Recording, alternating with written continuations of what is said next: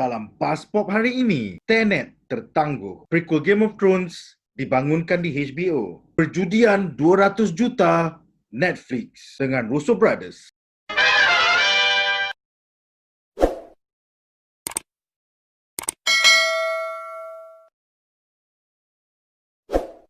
Hai, selamat datang ke episod Buzz Pop hari ini di mana kita membincangkan 3 berita terhangat daripada Hollywood 5 hari seminggu. Untuk membincangkan berita-berita malam ini, kita mempunyai panel pengulas yang terdiri daripada saya, Nik Nazrul Iskandar daripada buzzpop.tv, Nazim daripada Facebook group Screenbite dan juga Wan Muhammad daripada Aliwan Toy Shop. Hey guys, jom kita bincang berita-berita malam ini.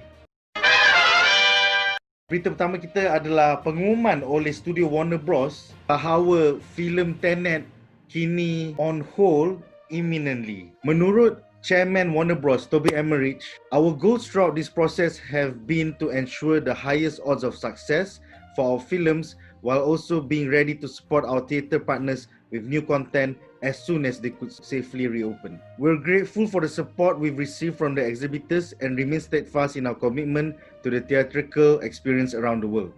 Unfortunately, the pandemic continues to proliferate, causing to re-evaluate our release dates. Amidst all this continued uncertainty, we have decided to vacate the current dates for our next two releases. We will share a new 2020 release date imminently for Tenet by Christopher Nolan. We are not treating Tenet like a traditional global day and date release, and our upcoming marketing and distribution plans will reflect that. Additionally, we will be moving the next installment from our most successful horror franchise, The Conjuring 3, to June 4th, 2021. Okay guys, so apa pendapat korang tentang pengumuman terbaru daripada Warner Bros ini? Pada pendapat aku, ada 3 sebab ya kenapa Christopher Nolan buat macam ni. Pertama, niat dia sungguh baik, sungguh American. Bahawasanya dia ingin menolong panggung-panggung wayang di Amerika untuk keluar dulu ya. Sebab kalau apa yang berita dia cakap, New York dengan Los Angeles punya wayang tidak dibenarkan lagi buka. Kalau ada pun yang dibenarkan hanya drive-in sahaja. So maksudnya kalau dia buka international dulu, dan maksudnya the what we call that the money rolling for the local cinema in America tak ada lah. So dia bagi orang luar tengok dulu. Yang keduanya dia nak elak cerita rompak sebenarnya. Cuba bayangkan kalau market Asia keluar panggung wayang dulu. Lepas tu jarak dia jauh tau sebab Los Angeles dengan New York tak pasti lagi dia nak buka. So bayangkan semua orang dah copy video tu, dah produce maybe dalam HD punya mode, merata-rata dekat torrent. Apa dia akan dapat tu? Mesti dia menangis. Nak penat dia buat, dia fikir jalan cerita, tolak sana bolak balik sini. Then suddenly orang copy macam tu saja. I mean kita tahu pirating is a rampant thing juga walaupun dia buat macam mana pun. Tetapi dia nak minimizekan opportunity untuk dipiratekan lah. Itu pada pendapat. Yang ketiga pula, kalau kita tengok ya, studio-studio besar macam Disney semua dengan Marvel, dia bagi pada Marvel Studio, Disney Studio, semua keluar this year tau. And then lepas tu diorang keluar pula rapat. So I think this is one of the way yang Nolan nak cantas competition tu. Dia tak nak terus masuk dalam tahun ni. Aku rasa most probably Tenet bukan keluar 2020. Dia akan keluar 2021. Dia nak bagi semua orang hype. Semua Disney mana yang dah harga Disney, Black Widow, Mulan, dengan TV series ni, Winter Soldier, Falcon ni habis hype diorang, baru dia akan keluar Tenet. I think this is satu strategi jugalah. Bagi orang clear benda-benda superhero kepala otak dia, dan baru pergi cerita dia kepala otak. Nanti tak adalah macam Martin Scorsese duk bising-bising kan, apalah. So bagi benda aku ni lah 3 perkara yang aku predict yang Nolan fikir sebenarnya. It's like killing 3 birds with 1 stone. Ya, bagi penonton yang tidak arif di rumah, sebab utama Warner Bros buat pilihan ini adalah kerana 1/3 daripada pulangan box office sedunia adalah daripada Amerika Syarikat sendiri. Dan 3 market utama iaitu San Francisco, New York dan Los Angeles. Jadi selagi ketiga-tiga bandar ini tak dapat buka sinema dia kerana COVID-19 dan cara Trump manage pandemik ini dengan agak sampah sekali, kita takkan dapat tengok apa-apa filem Hollywood, filem Disney ke, Warner Bros ke, Sony ke. Kau jangan haraplah kau nak tengok James Bond, Mulan, Black Widow dan juga Tenet ni. Because to the studios, they only care about the American market first. Walaupun hanya 1/3 pulangan box office tu daripada Amerika Syarikat, namun deal yang studio have with American movie distributors is better than the rest of the world. Maksudnya dalam the first opening weekend, they could receive right up to 50 to 70% of the box office in America compared to in China atau Malaysia where dia orang kena deal dengan overseas distributor. So that's why walaupun 2/3 daripada pulangan box office adalah daripada seluruh dunia, but the deal on the first opening weekend dan like the next 4 or 5 opening weekends is not as good as they would have received in Amerika Syarikat. So yes, kita sebagai fan yang dah syukur Alhamdulillah Malaysia COVID dah okay, might be little bit pissed macam berapa kali nak tengok cerita Jepun je kan. Cerita Jepun, cerita Korea, cerita Jepun, cerita Korea. But it's all money, dollars and cents to these American studios. Kita orang Asia yang duk penat-penat ikut arahan semua obey the law.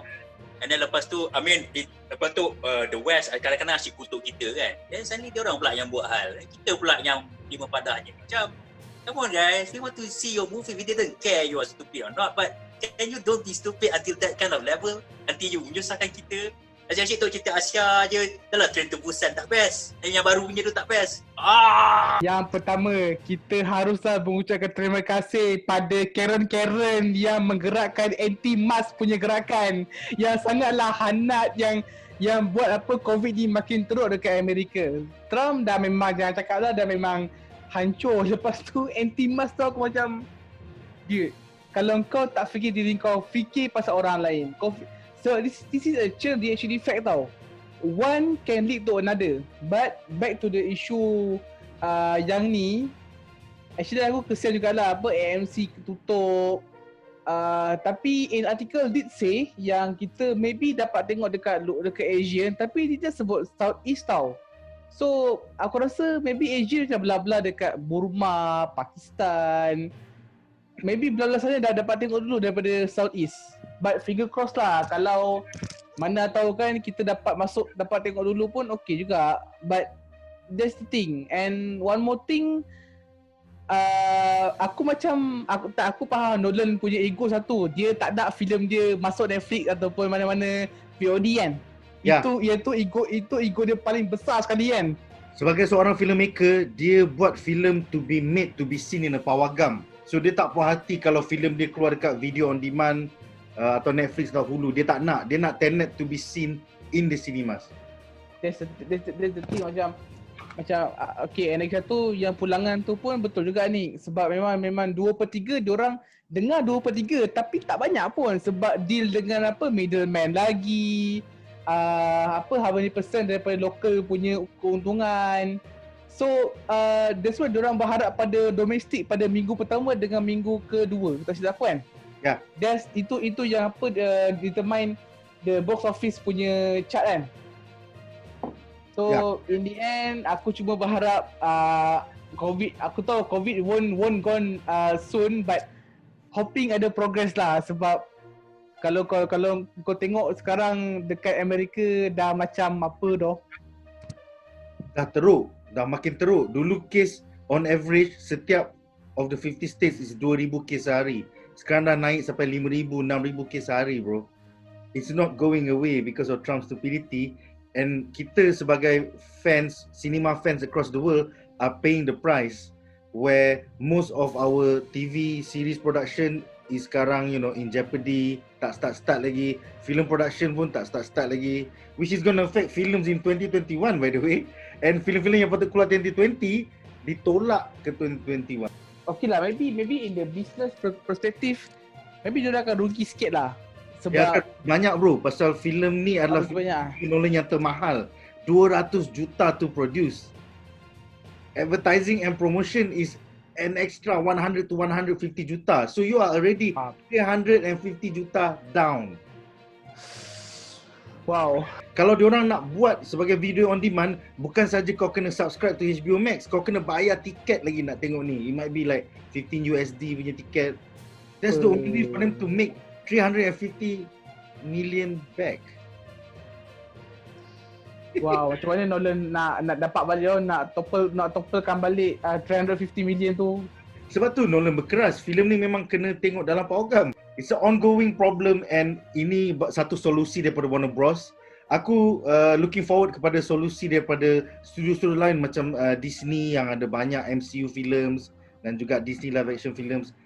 Adakah mereka akan take the same decision and push it to 2021 atau adakah mereka akan gunakan pelantar penstreaman mereka Disney Plus to be the place to see these shows. Jadi orang akan nak sign up kepada Disney Plus. Selain daripada tu, Sony yang tak ada any online distribution platform, what is their solution going to be for their films? So it's an exciting topic for us to track in the coming weeks.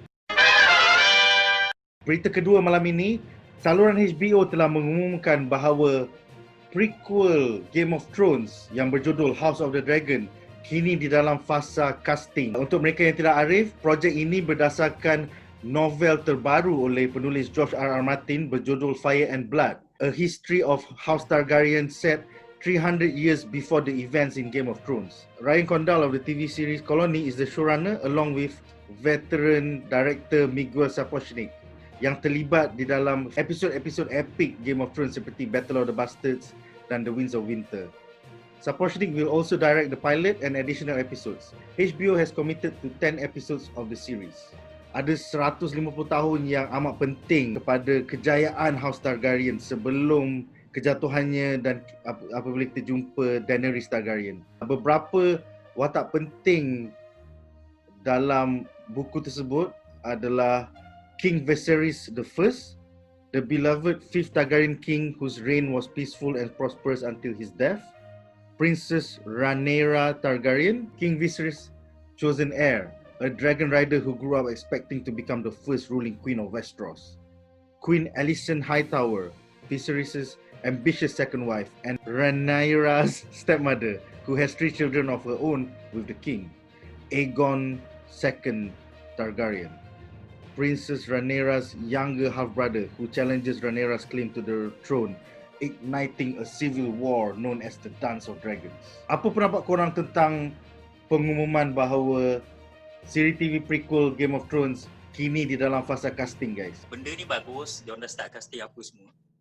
Cuma actually aku lagi berminat nak tahu pasal macam mana masa Aegon datang tau. Sebab Aegon datang is 300 years before the start of Game of Thrones. Cuma sekarang ni bila dia ambil kat tengah-tengah yang di mana konflik Civil War Targaryen berlaku ya, apabila King Viserys the First tak pasal-pasal cakap aku punya anak perempuan ni nanti nak jadi heir, jadi waris tahta ya. So Queen Alicent Hightower yang ada anak lelaki iaitu King Aegon, Prince Aegon II rasa pegang lah, dia kata tak pernah dalam sejarah aku nak bagi anak perempuan, kenapa? And then Queen Rhaenyra ni Queen Alicent ni dia bukan Targaryen punya blood, tak silap, dia daripada House Hightower. So I think that's why mungkin Viserys the First bukan Viserys yang Daenerys tu bodoh. Viserys the First ni dia macam mungkin nak kekalkan pure bloodline tu lah. Dia semacam kalau kita tengok sama macam situasi dalam English punya monarch yang ada orang kata kalau the first tu perempuan lah, dia orang tak nak pening kepala, nak bagi anak saudara pakcik mana ke apa ke. So bagi aku is kind of interesting yang diorang nak buat ni untuk 10 episod. Cuma aku takut kalau diorang drag lama sangat, nanti law Game of Thrones yang lain yang aku interested juga tak dapat nak ke tengah tau. Sebab kita asyik tengok cerita pasal, you know, even though the Game of Thrones yang kita tengok 8 season tu, I think the highlight, walaupun orang kata banyak house dalam tu, tapi the highlight still on Targaryen. Because Targaryen the Dragon, Targaryen is like the ni semua kan. So sekarang kita pasal Targaryen lagi. Apa kata kalau kau cerita benda-benda lain juga macam sejarah Valyria ke apa ke, ataupun cerita-cerita sub-sub cerita yang lain daripada kau cerita benda tu saja kan. It's good, tapi kalau dia buat 10 episode, then there will be until 8 season. There will be 8 tahun dia cerita tau. Dan tak ada benda-benda lain dia nak explore dalam Game of Thrones. And then we must know, George R.R. Martin dah tua. Kita pun geram tau bila tengok Wind of Winter, dia tak right lagi. So kau bayangkan dia nak explore benda lain, kita babi boleh tak kau habiskan Wind of Winter dulu? Dah lah sikit-sikit macam sampah. So bagi pendapat aku bagus sebab kalau kau tengok dalam sejarah ni, Princess Rhaenyra walaupun dia Aegon II nak buat rebellion against dia, Princess Rhaenyra is one of the dragon rider tau.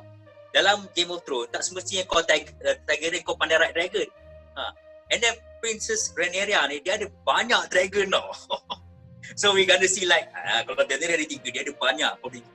Tapi disebabkan Civil War ni jugalah yang katakan dragon mula extinct banyak-banyak, sebab after the Civil War end, Targaryen ni ada satu king yang naik, king apa, dia nak katakan okay lah, kita dragon ni kena chain. So that's why Tywin Lannister cakap skull daripada besar, berarti daripada kecil, sebab dragon tu di chain, tidak di train. Targaryen ni itulah bila dia tak ganas betul, bila ganas habis. So pendapat aku, dia satu yang menarik, I'm looking forward for it. Cuma satu aku minta, first of all, George Martin fokus kau sebenarnya Wind of Winter, then kau boleh buat sequel ni. And then second, I think maybe buat multiple project. I mean like, not only this, but you work on other kind of series also. Ataupun komik ke apa, buat macam Star Wars, you ada banyak franchise. I mean, Martin, kau dah tua tau. Kau tak George Lucas, dia dah tua tak? Tapi dia punya universe dah, dia explore macam-macam. Game of Thrones, hanya buku sahaja. Dan kita hanya dapat 8 season. Itu pun ending yang kau dah kayuh best-best. Lepas tu bila climax pergi lain. Macam itu je. Tak shock bro. Saya cakap itu lah. Tak tahu lah ni buat apa kan. So bagi pendapat aku kan, Fix is really good. I mean, at the same time, please expand Game of Thrones punya lore in TV series or what. Not only in books tau. Sebab aku tengok dia punya sejarah pasal Westeros yang 300 tahun tu, dia compile satu benda. Yang Fire Emblem tu memang menarik. Dan bagi aku kan, George Martin ni memang pandai tau. I mean, Tolkien have their own universe. Contoh yang macam cakap King ni. Tapi Martin ni, dia fikir cara twisted tau. Dia tengok apa, kalau raja buat macam ni, raja buat macam ni. So, every angle of human history in every culture. Macam contoh macam orang kata Taj Mahal kan. Konon-kononnya lepas diorang dah habis buat benda tu, King bunuh semua orang. Dalam tu ada satu King nama Maegor. Lepas dia dah siap dungeon bawah tu kan. Dia panggil, baiklah semua pemina-pemina ni kita nak makan kan. Bunuh semua. Last kali dia pun tersesat, tak tahu nak pergi bawah macam mana. So, I think it's good. George Martin ada benda yang material yang kalau kau baca memang menarik. So, yep. Please do good. Jangan ambil director bodoh. Dan Martin, walaupun director bodoh, kau tolonglah write betul-betul untuk Wind of Winter. Dan itu sajalah pada pendapat aku. Okay, satu benda yang kau kena faham Wan, ini hanyalah satu daripada 5 projek Game of Thrones di HBO. So, kau punya wish for more than just one is already in development di HBO. So, yang akan keluar pertama ialah House of the Dragon pada tahun 2021-2022 nanti. Satu projek lagi yang bernama Blood Moon tentang bagaimana Children of the Woods initially control the whole of Westeros dan kedatangan manusia pertama kali has been cancelled. Unfortunately. Pasal agak controversial mana dia nak gunakan orang kulit hitam sebagai the lead or something like that. So, one out of the 5 projects have been cancelled. Satu akan jadi a real series. The other 3 currently still in development antara George R. R. Martin dengan the showrunners. So, don't worry, there should be more Game of Thrones in the future. Point nombor 2 untuk difahami ialah this is based on a book George R. R. Martin yang dah siap. It was just one book. And that one book talk about 300 years of House of Targaryen punya history. Therefore, point nombor 3, aku fikir this would not focus just solely on the Dance of Dragons, which was set maybe in the 150th year. Over the 300 years, maybe kita akan tengok kedatangan House Targaryen kali pertama kepada Westeros, which was the 3 adik-beradik kan? The king and the 2 sisters yang dia kahwin dengan diorang and stuff like that. So, I think season 1 might start from there and then gradually build over season 2 and season 3 to get to the Dance of Dragons. So think of House of the Dragon TV series ni sebagai bukan linear timeline tapi anthology series. Macam satu season tentang era yang ni, lagi satu season tentang era like maybe 50 years, 100 years later. And then the third season is 150 years later into Westeros where kita akan tengok the Dance of Dragons happens. You know, everything is still up in the air. At the end of the day, kita masih tak tahu format sebenar TV series ni. But when you have a 300-year linear timeline to talk about in only 10 episodes per season, I'm sure format-format macam anthology ni will be the first thing yang showrunner Ryan Condal will think about. Well, aku ni bukanlah fan terbesar GOT walaupun aku memang sakit hati dengan ending dia. Lepas tu aku tahu Pakcik Martin tak habis tulis lagi. Dan aku ada baca blog dia. Dia kata kalau hujung bulan Julai ni, kalau aku tak habis tulis, korang boleh tangkap aku. Jadi somehow tersilap aku. Itu yang tahun lepas bro. Tahun lepas dia cakap dia akan habiskan by end of this month. Tapi bulan lepas dia dah blog baru. Dia admit, guys, end of this month aku tak sempat habis kot. Maybe end of this year. That's the thing. Dia punya pemalas. Aku rasa looking forward. Aku nak tengok how they develop. Sebab come on, kita dapat tengok 3 ekor naga je kot. Aku nak lebih. I want more dragon. Aku nak tengok the real mother of dragon, not that piece of white fuck. I mean, not that piece of sister dragon. Okay, aku nak the OG kena keluar, kena tunjuk semua apa tentera naga dia. With the book already finished for Fire and Blood, kita at least they won't go off script, they won't go off book and buat hal dia orang sendiri. Because they have a roadmap of where the story is for 300 years. Dan itulah, aku amat, macam Wan cakap tadi, aku amat nak tengok the coming of House Targaryen to Westeros. Untuk pengetahuan penonton-penonton semua, cerita Westeros ni bukan 300 tahun je tau. 10,000 tahun yang dahulu. Waktu Children of the Forest, waktu masa First Man datang. First Man is Stark punya family lah. Stark punya family. Lepas tu ada the second coming pula. Yang orang kedua iaitu yang The Fate of the Seven pula. So all of that was gonna be planned to be covered by the TV series Blood Moon. But Blood Moon got cancelled by HBO pasal terlalu banyak elemen SJW dan LGBTQ. So aku macam, and on one hand aku quite depressed because I want to see that shit on screen, but on the other hand I don't want a SJW LGBTQ version of GOT. I think it's better that way lah. Okay, itulah pendapat aku setakat ni. Aku harap yang terbaik. Bagi aku it's good. Kalau Martin tu nampak ada benda SJW, LGBTQ yang akan merosakkan seni penciptaan, tolak keluar. Because the story must be go first. Berita terakhir kita malam ini adalah pengumuman oleh Netflix bahawa mereka bakal menjudikan 200 juta untuk filem mereka yang seterusnya, The Grey Man.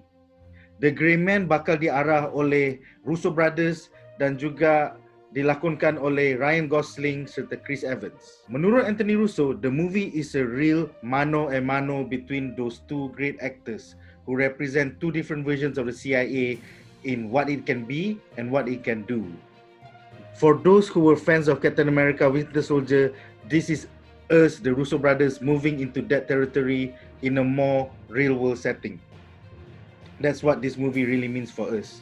The intention is for it to be competitive with any theatrical film, and the ability to do it with Gosling and Evans is a dream for us. The idea is to create a franchise and build out a whole universe with Ryan Gosling at the center of it. We have all committed to the first movie for Netflix, and that's got to be great to get us to the second movie. These are master assassins, and Gosling's character gets burned by the CIA, while Evans' character has to hunt him down. We have a great working relationship with Netflix, and we go back almost 20 years with Scott Stuber. We formed Agbo to be an agnostic storytelling company where we figure out the best platform. We think Netflix is the perfect place for this film. Filem The Grey Man ini berdasarkan sebuah novel daripada tahun 2009 oleh penulis Mark Greaney. Ia memperkenalkan watak The Grey Man, sebuah freelance assassin dan former CIA operative yang bernama Cord Gentry, bakal dilakukan oleh Ryan Gosling. Apa pendapat korang tentang pengumuman ni, perjudian 200 juta oleh Netflix yang bakal menggabungkan Russo Brothers bersama Ryan Gosling dan Chris Evans? Captain America versus Blade Runner 2049. Bagi aku lah, actually aku agak terkejut bila tengok apa ni Russo Brothers kembali balik dengan agak, aku rasa agak strong lah sebab I can see the element of Winter Soldier punya vibe dalam tu, not only because of Chris Evans tapi because of dia kata apa assassin kan, expert assassin yang di mana dia former CIA, so macam apa Sergeant Bucky Barnes lah, dia pun buat sekarang kan, dia terjadi apa Soviet punya ni kan, super soldier kan. So bagi aku bagus, agak menarik, I'm looking forward for it. Now kita dapat tahu adakah Russo Brothers ni Adakah dia berjaya kerana Marvel punya tagline atau diorang sendiri punya tagline? Tapi bagi aku lah, sebab kita dapat tahu yang sebenarnya writer untuk banyak filem Marvel yang mana usul darat is Christopher McFeely kan. Siapa ni dua orang tu? Marcus and McFeely, which is Stephen McFeely dan Christopher Marcus. Ya. Yeah. Okay, so aku agak takut sebab dalam ni rasanya dia orang tak involve. So aku takut writing tu jadi lain lah. I mean maybe in terms of action also is good, but they need someone to check on the writing.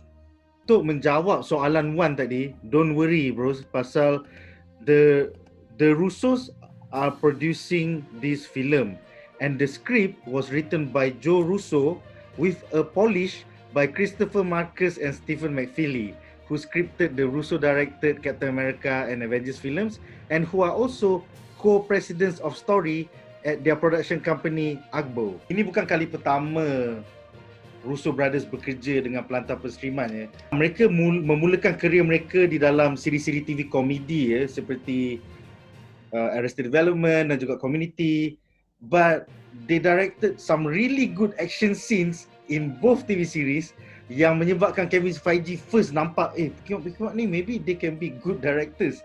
That's how dia orang terpilih untuk buat Captain America, and lepas Captain America Winter Soldier boom, terus kepada Civil War, terus kepada Infinity War dan Endgame. So yeah, macam Wan cakap, it's quite interesting. Can they replicate this success without MCU, without Kevin Feige? I believe dengan pertolongan Christopher Marcus and Stephen McFeely, they are on the right track.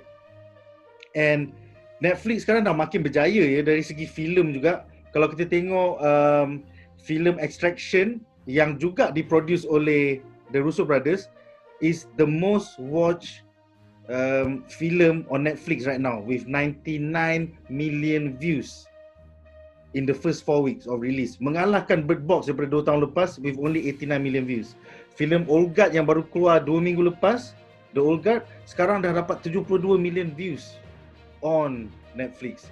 So nampaknya Netflix is not just for TV series but now also about films. One? Sebab dia ada Thor. Lepas tu dia campur 9 tu. Sekarang ada Captain America Ryan Gosling yang lagi. Netflix memang pandai. Dia orang ambil formula macam aku ambil Sandra Bullock, aku letak dalam filem sci-fi ni Bird Box. Aku ambil Thor, aku letak dalam filem espionage ni Extraction. And then aku ambil Charlize Theron, aku letak dalam siri komik punya TV ni jadi filem The Old Guard. So kita nampak formula ni digunakan sekali. Ryan Gosling, Blade Runner 2049, Chris Evans, Captain America, Russo Brothers. Oh. Netflix is hang. Task manager is not ni. Netflix hang. Tolong banyak sangat viewers. It's over 9 billion. I believe this might be the first Netflix film yang bakal mencecah 100 or more million views in the first 4 weeks. Pasal star power dia besar, kau ada Russo Brothers lagi, it's based on a good novel series, they're spending 200 million on it. This is the most budget Netflix has spent in one film. Dah macam level Hollywood dah ni bro. Hollywood pun sebenarnya 100-150 million je bro. This is quite an achievement kau spend 200 million. The only fucker that has spent 200 million in this year is Christopher Nolan for Tenet. Nazir, apa pendapat kau tentang pengumuman oleh Netflix ni? Wow, kita ada Ryan Gosling, kita ada Chris Evans. Both power star, both memang power star kot. Lepas tu filem Spy vs Spy. So aku dah tengok macam mana Russo Brothers punya team, mamat 4 orang ni, Joe Russo, Stephen dengan Marcus, nak tengok macam mana diorang keluar daripada bayang-bayang Disney. Macam dia boleh keluarkan bayang-bayang Disney, diorang under Netflix pula. So bagi aku 1 juta tu banyak gila sial. So I wonder what kind of wonder yang Russo Brothers akan keluarkan. Plus written by Joe. Joe is a good writer actually. Aku memang ada faith lah dengan Russo Brothers ni. Kita masih tak tahu sama ada Sam Hargrave akan menjadi director of action ataupun second unit director bagi adaptasi The Grey Man ini lagi. Maybe akan di-reveal in future Variety ataupun Deadline articles. But aku berminat bila dia cakap we want to build a franchise That means beyond the first film, they are looking at second, third, fourth film. And Oh, Ryan legit. Gosling as the Grey Man akan jadi watak utama. Macam dia nak bina a new IP, tapi bukan melalui filem, melalui Netflix. It's quite interesting. Okay guys, itu sahaja untuk minggu ini. Terima kasih kerana join kita orang dalam Buzzpop hari ini. Jumpa lagi di dalam episod-episod di lain hari. Terima kasih juga kepada Wan Muhammad daripada Aliwan Toy Shop dan juga Nazir Khan daripada Screambite Facebook page untuk contribution korang malam ini. Majulah fandom untuk negara. Sekiranya anda enjoy menonton video ini, jangan lupa untuk like, share dan subscribe kepada Buzzpop TV untuk lebih banyak video-video yang berkaitan dengan pop culture daripada komik, TV, filem, mainan dan juga banyak lagi. Majulah fandom untuk negara.